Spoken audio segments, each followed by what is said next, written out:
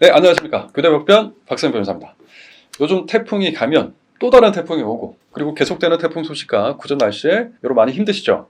우리 구독자님들께서는 태풍 피해가 부디 없길 바라면서 그럼 오늘의 사연 읽어보도록 하겠습니다. 네, 안녕하세요. 음주운전 3회로 실형 선고를 받게 될 위기에 놓여서 긴급 상담 요청드립니다. 저는 5년 전에 단순 음주로 수치는 기억나지 않지만 500만 원 정도의 벌금 납부했습니다. 당시 500만 원이면 상당히 많지 하셨던 걸로 보입니다. 그 후에 단순 음주 수치 0.09%로 면허 취소가 돼서 또 한 번의 벌금을 내게 됐고 2년 후 최근에 면허를 재취득하게 되었습니다. 다시는 음주를 하지 않겠다고 결심했기 때문에 대리기사님을 불러서 집 주차장까지 무사히 도착했죠. 저는 대리비를 지불했고 기사님은 이미 가신 상황이었습니다. 그랬는데 대리기사님이 주차를 거지같이 해놓으셔서 다른 분들 통행이 어려운 상황이었다. 저도 그런 경우 있어요. 최근에 막 태풍 오기 전날 술을 먹고서 대리기사를 불러서 외부 주차장에 제 차를 이제 주차를 시켜놨었는데 그때 대리기사분이 차량 그 창문을 다 닫지 않으셨던 거예요. 그 다음날 보니까 시트가 다 젖어가지고 에어컨에도 물 들어가고 너무 빡쳐가지고 이걸 뭐 손해배상 청구를 해야 되나 말아야 되나 하다가 제가 꼭 참았습니다, 사실. 여하튼 그분도 지금 주차를 거지같이 해놓으셨대요. 그 상황에서 앞에 주차 자리도 침범해서 주차를 다시 해야 되겠다고 판단한 사연자분이 차를 앞으로 약 2m에서 3m 정도 꺼낸 후에 다시 주차를 했습니다. 그런데 제가 주차를 하고 주차장에서 나오는 모습을 누군가가 동영상으로 촬영을 해서 경찰에 신고하였고, 물론 촬영거리는 한 불과 20m 정도네요. 어찌됐든 경찰이 찾아왔다는 거예요. 술 냄새가 난다면서 음주 측정을 요구했고 음주 측정 결과는 0.092%로 면허 취소 수치가 나왔습니다. 현재 저는 경찰서 연락을 기다리고 있는 상황. 그래도 천만다행입니다. 뭐냐면 여러 번 그 음주운전을 걸린 분 같은 경우에는 음주 측정 거부를 하는 행태도 많이 보이시거든요. 그러면 처벌 수위는 더 높아집니다. 그것도 주의하셔야 됩니다. 어찌됐든 잠시라도 운전대를 잡은 것은 제 잘못입니다. 어떤 처벌이든 달게 받겠지만 실형은 너무 무섭습니다. 실형을 피할 수 있을까요? 피할 수 있다면 저는 어떤 준비를 해야 될까요? 도와주세요.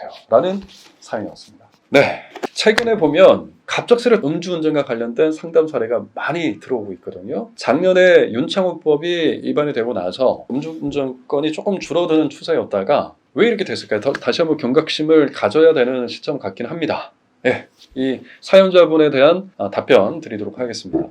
이번 사연에서 여러분이 보시기에 이 사연자분의 가장 큰 문제가 뭘까요? 바로 이번 음주운전으로 세 번째 적발되셨다는 그 부분입니다. 여러분 혹시 음주운전 이진아웃이라는 말 들어보셨죠? 음주운전을 2번 이상 하면 가중처벌된다는 법입니다. 이전에 음주운전으로 처벌된 전과가 있다면 두 번째 음주운전부터는 음주 측정 수치에 상관없이 가장 높은 법정형으로 처벌되게 된다라는 것인데, 사연자분의 경우에 혈중 알코올 농도가 심지어 0.092%였기 때문에 만약 이번에 처음 적발되는 경우였다면 사연자분에게는 1년 이상 2년 이하의 징역 또는 500만 원 이상 1천만 원 이하의 벌금으로 처벌될 수 있겠지만 이미 음주운전 전과가 있는 상황이기 때문에 2년 이상 5년 이하의 징역 또는 1천만 원 이상 2천만 원 이하의 벌금으로 처벌받게 된다는 거죠. 언뜻 들어도 2배 이상 처벌이 센 것 같죠. 그런데 사연자분의 경우에 이번이 두 번째도 아니고 무려 세 번째 음주운전에 해당되는 사례입니다. 이거 쉽지 않겠는데요. 그래도 사연자분, 제가 긍정적인 부분은 좀 짚어드릴게요. 첫 번째, 대리기사를 불러서 집까지 도착했다는 점. 그리고 아울러서 덧붙이면 이전에도 대리기사를 종종 이용해서 음주운전을 피하기 위한 노력을 많이 했다는 점을 증빙할 수 있다면 그 또한 중요한 자료가 될 수 있겠습니다.